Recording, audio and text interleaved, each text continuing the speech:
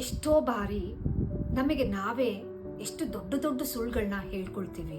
ನಾವು ಅಂದ್ಕೊಳ್ತೀವಿ ನಾವು ಚೆನ್ನಾಗಿದ್ದೀವಿ, ಆರಾಮವಾಗಿದ್ದೀವಿ ಅಂತ. ಆದ್ರೆ ಅದು ಸುಳ್ಳಾಗಿರುತ್ತೆ.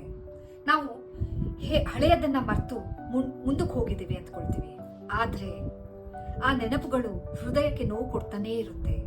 ನಾವು ಅಂದ್ಕೊಳ್ತೀವಿ ನಮಗೂ ಇದಕ್ಕೂ ಸಂಬಂಧ ಇಲ್ಲ ಅಂತ. ಆದ್ರೆ ಒಳಗೆ ಕುಸಿತಾ ಇರ್ತೀವಿ. ನಮಗ್ ನಾವು ಸುಳ್ಳು ಹೇಳ್ಕೊಂಡು ನಮ್ಮ ರಕ್ಷಣೆ ಮಾಡ್ಕೊಳ್ತಾ ಇದ್ದೀವಿ ಅಂದ್ರೆ ಅದು ತಪ್ಪು. ಈ ಸುಳ್ಳು ನಮ್ಮನ್ನ ಕಟ್ ಹಾಕ್ತಾ ಇರುತ್ತೆ, ಮುಂದುವರಿಯಲು ಬಿಡ್ತಾ ಇರೋದಿಲ್ಲ. ನಾವ್ ಎಷ್ಟೋ ಬಾರಿ ಕೆಲವು ಸತಿ ಎಕ್ಸಸೈಸ್ ಮಾಡ್ಬೇಕು ಅಂತ ಹೇಳಿದಾಗ ಬೆಳಿಗ್ಗೆ ಹೇಳೋದು ಬೇಜಾರಾಯ್ತು ಅಂದಾಗ, ಅಯ್ಯೋ ನನಗೆ ತುಂಬಾ ನೋವಾಗಿದೆ, ಇವತ್ತು ನನಗೆ ತುಂಬಾ ಸುಸ್ತಾಗಿದೆ ಅಂತ ನಮಗೆ ನಾವು ಸುಳ್ಳು ಹೇಳ್ಕೊಂಡು ಎಕ್ಸಸೈಸ್ ಮಾಡಕ್ ಹೋಗೋದಿಲ್ಲ. ಅದೇ ನನಗೆ ಎಷ್ಟು ಸಾಧ್ಯ ಅಷ್ಟು ನಾನು ಮಾಡ್ತೀನಿ ಅಂತ ಹೇಳಿ ನಾನು ಎಚ್ಚೆತ್ತು ಹೋಗಿ ಮಾಡಿದ್ರೆ ಎಷ್ಟು ಚೆನ್ನಾಗಾಗ್ತಾ ಹೋಗುತ್ತೆ.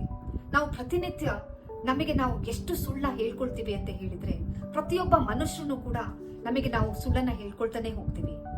ಯಾವಾಗ ನಮಗೆ ನಾವು ಪ್ರಾಮಾಣಿಕರಾಗಿ ವರ್ತಿಸ್ತೀವೋ ಆಗ ಎಲ್ಲವೂ ಬದಲಾಗಕ್ಕೆ ಶುರುವಾಗ್ತಾ ಹೋಗುತ್ತೆ. ಥೆರಪಿಯಲ್ಲಿ ನಮ್ಮ ಒಂದೊಂದು ಅಕ್ಷರಗಳು ಬದಲಾವಣೆಯಿಂದ ನಾವು ಸೋಗ್ ಹಾಕೋದನ್ನ ನಿಲ್ಲಿಸಬಹುದು. ನಮ್ಮ ಸೂಕ್ತ ಮನಸ್ಸು ಪ್ರಾಮಾಣಿಕತೆಯತ್ತ ಒಳ್ಳೆಯದು ಎಂದು ಭಾವಿಸಲು ಪ್ರಾರಂಭಿಸುತ್ತದೆ.